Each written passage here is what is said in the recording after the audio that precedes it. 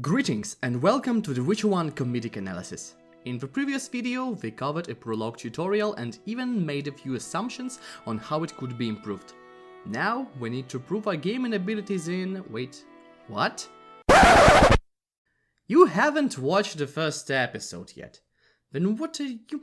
This is a serious scientific research we're doing here. A game deconstruction. It cannot be consumed from the middle. Go and watch the first episode and then return here. The whole class now must wait for you.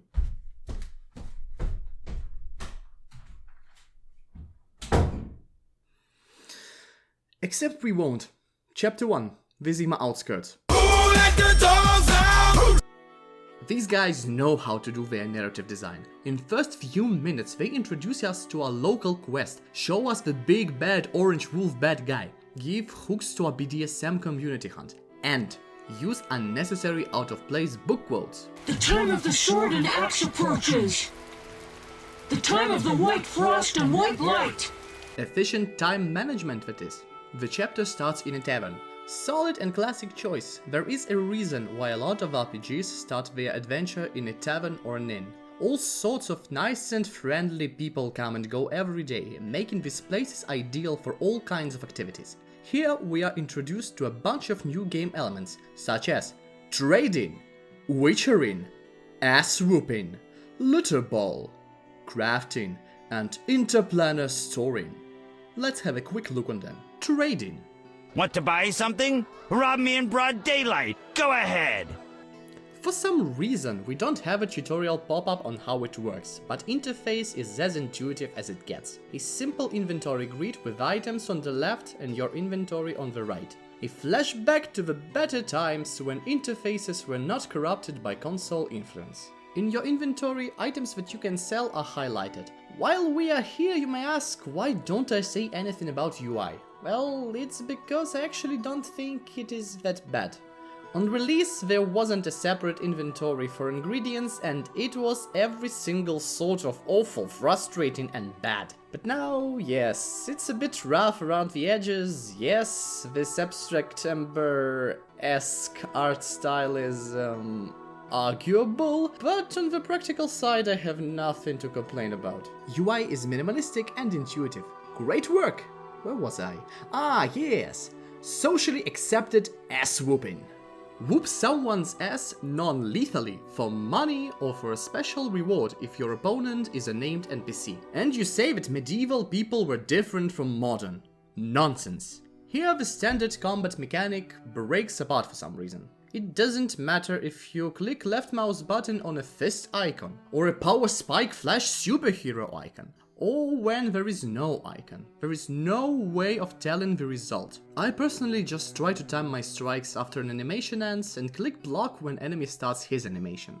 Sometimes it works, sometimes it doesn't. This system is really glitchy and never was fixed for some reason. Seriously guys, you did fix it in Enhanced Edition, why not fix that one? Don't take offense, I'm merely curious. Witchering and smithing are just glorified side quests and merchants respectively. In the first case you hunt a miniboss for its unique body part, and in the second you trade meteorite ore. Meteorite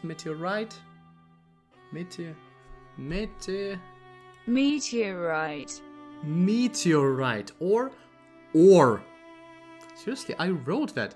Meteorite ore or runes for swords, yeah.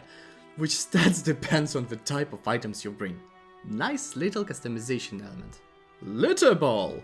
The best persuasion mechanic ever, and the reason why you should always have several full stacks of different booze in your inventory. Gameplay wise, you have to consume a certain quantity of Algul and still be on your legs to get a reward. But flavor wise, it is a great solution, bravo! What's next? Ah, an interplanar storage. Every inn in this game has this interplanar storage device, which is interconnected with all such devices. You can leave there your not needed items for a little fee, a great convenience mechanic that is... I'm sorry, can we play the game now? Not before you subscribe to my channel and post a comment, my friend. I'll give you a second. Done? Thank you, and let's go have a look on the location. Initially, the map is covered by fog of war, opening up as player discovers new locations. The art is decent and map is easy to understand, so getting lost is impossible. If naked, it looks somewhat like this. A circle with several straight side paths. Random traveling NPCs live their random NPCs' lives, reacting naturally to weather and chasing angry monster conditions. Help! Stop! Lootable houses are ready to be looted, location is packed with details and life. Along the path you can pick floral ingredients, but only if you learned how to pick them. For that you have to learn special skill and buy a book about this ingredient or learn from some hungry old lady. The same stuff goes with monsters. If you want to loot the best stuff, you have to learn about it. Books are expensive, but extra ingredients are worth it. Also, there are combat tips in your journal, which comes extra handy when fighting bosses. The story structure is simple in this chapter. Excluding side quests, it looks like this. You speak to ZZ Top fan, do a quest for alcohol causes Alzheimer, stuttering, honest trader, and 50 Shades of Tough Love. Then you do a quest for Don't Trust Her Tinder photo, you have your boss fight, and that's it for the main quest. In this chapter everything is pretty basic and introductory. Player is getting used to non-linearity and exploration. At some point you will meet two other mechanics. No! God! I know, this episode was all about mechanics, but what can I do? I'm but a single man. I will be quick. Wouldn't mind a few rounds of Dice poker.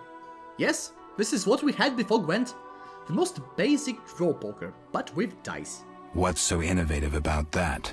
Nothing! Extremely good money-making method, but do not expect fair game. For some reason, developers heavily messed with RNG. Not only that better opponents have RNG tweaked to their favor, you have different RNG bias depending on initial bet. Bet low, win more. Bet more, win less.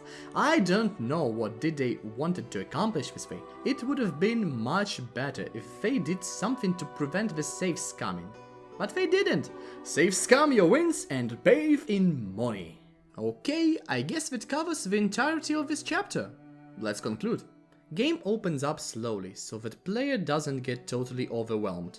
Every mechanic is clear and intuitive. The experience is coherent and consistent. Of course, there is room for improvement. For example, at some point we'll encounter the show NPC that a specific otherwise useless item is equipped mechanic, which is just a really awkward quest item check that brings no value to the game. All these respawning old peasant women who tell you stuff for food could have been replaced with one storyteller babushka character for convenience. Or that sometimes NPCs quit from the dialogue after your every question, which is annoying. But these points are minor and some may say arguable. In general, the Vizima Outskirts location is like a first level D&D experience, a little basic module for player to develop his sea legs before venturing into the deep waters, which is the next chapter, the actual Vizima. But about that in the next video.